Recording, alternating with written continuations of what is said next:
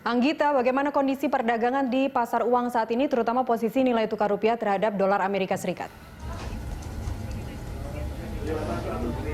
Ya, Nastiti, rupiah ditutup melemah pada perdagangan kemarin dan bagaimana posisinya di pembukaan perdagangan pagi ini, lalu sentimen apa saja yang akan mempengaruhi pergerakan rupiah dalam perdagangan di pasar uang hari ini. Saya sudah bersama dengan Senior Manager Treasury Business Bank Rakyat Indonesia, Teguh Sulistiono.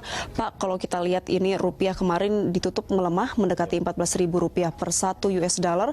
Bagaimana pergerakannya di pagi ini? Lalu apakah akan ada potensi untuk menguat di perdagangan hari ini? Ya. Baik, kalau kita lihat hari ini rupiah dibuka di level 13.935 dan sekarang di level 940 950, lebih melemah daripada penutupan posisi hari kemarin. Kenapa melemahnya adalah sebenarnya kebanyakan dari faktor eksternal. Kemudian awal pekan ini rupiah juga bergerak di range 770 dan 90. Terkoreksi dibandingkan dengan awal tahun, yaitu sebesar 0,36%. Hari ini rupiah diprediksi, kami memprediksi di 13.920 sampai dengan 14.000.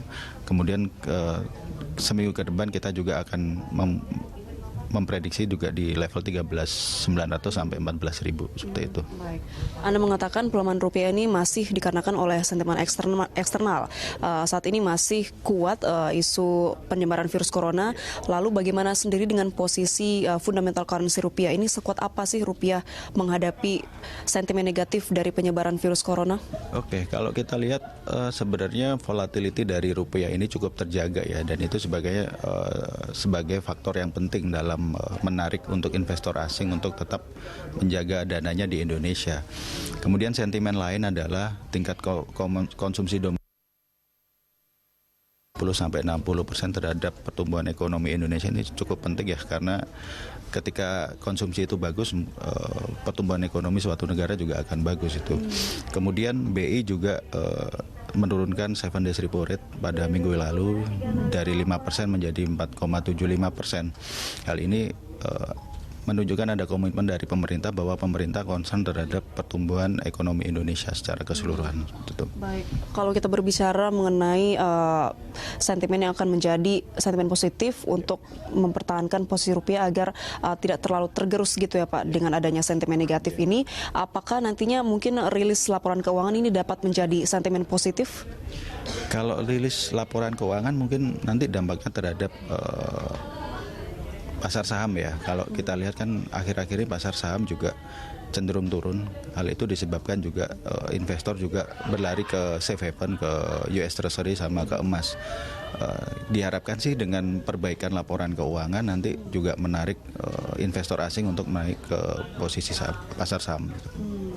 Kalau kita lihat mungkin dari sisi eksternal lainnya seperti kesepakatan dagang antara Amerika Serikat dan juga India, ini apakah saat ini sudah berdampak kepada pergerakan rupiah terhadap US dollar? Oke, kalau secara keseluruhan mungkin kalau saya lihat belum menunjukkan dampak yang signifikan ya. Sementara orang masih kekhawatiran terhadap pertumbuhan ekonomi dunia yang terganggu sama dengan coronavirus tadi. Ini kan Pak berhubungan dengan IMF yang menurunkan proyeksi pertumbuhan perekonomian secara global dan juga beberapa negara seperti Tiongkok dan juga Jepang ini diprediksikan perekonomiannya akan bertumbuh melambat dikarenakan penyebaran virus. Apakah ini juga akan terjadi terhadap Indonesia?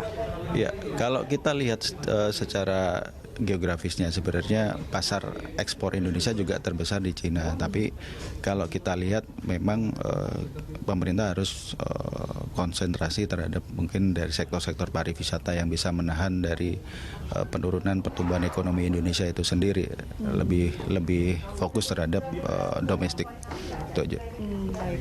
Kalau berbicara mengenai perdagangan di pasar obligasi, ini kalau kita lihat awal tahun cukup banyak dana atau capital inflow yang masuk ke Indonesia dan juga banyak asing yang memegang obligasi dari dalam negeri. Ini saat ini menjelang akhir bulan Februari dengan adanya sentimen corona, apakah pasar obligasi masih positif saat ini?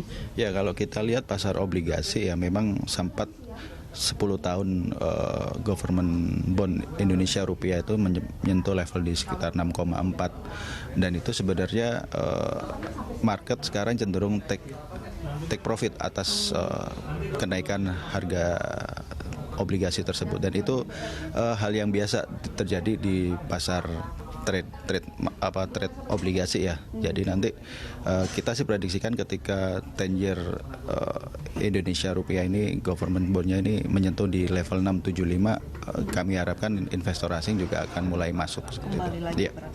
Baik, nah Pak, ini terkait dengan reksadana, banyak manajemen aset yang menutup produk reksadananya. Ini hal-hal yang perlu diperhatikan oleh para pelaku pasar apa saja? Iya, kalau kita lihat reksadana memang pertama untuk investor itu harus melihat underlying-nya ya. Kita jangan sampai terbuai dengan janji-janji reksadana ini menjanjikan yield yang tinggi. Sebenarnya kita lihat high risk high return tetap dipakai untuk dunia investasi. Jadi kita harus lihat lagi underlying-nya. Paling aman adalah sekarang kita beli obligasi pemerintah atau saham-saham blue chip seperti itu. Baik, ini hal-hal yang perlu diperhatikan untuk perdagangan sepanjang hari ini apa saja, Pak? Untuk perdagangan hari ini yang kita lihat adalah yang pertama adalah memang volatility dari rupiah sendiri, kemudian data-data yang ada, dan kemudian technical analysis. Rupiah sudah memasuki area overbought, di mana dolar telah menguat sepanjang 24 hari sebesar 325 poin. Pergerakan secara weekly rupiah telah menyentuh Bollinger Band di atas level 13.872, dan nilai RSI sudah berada di area overbought di level 72. Baik. Terima kasih banyak atas informasinya Pak Teguh Sulistiono.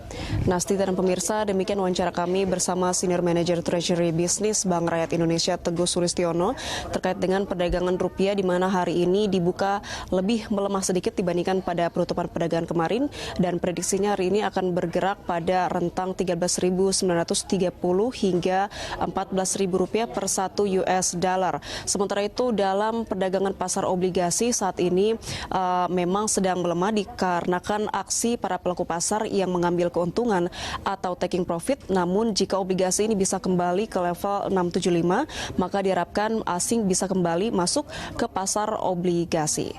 Kembali ke Anda di studio, Nastiti. Baik, Anggita, terima kasih. Selamat bertugas kembali. Pemirsa, demikian tadi reporter Anggita Wulandewi dan juru kamera Haryadi Jamal melaporkan langsung dari Dealing Room Bank Rakyat Indonesia.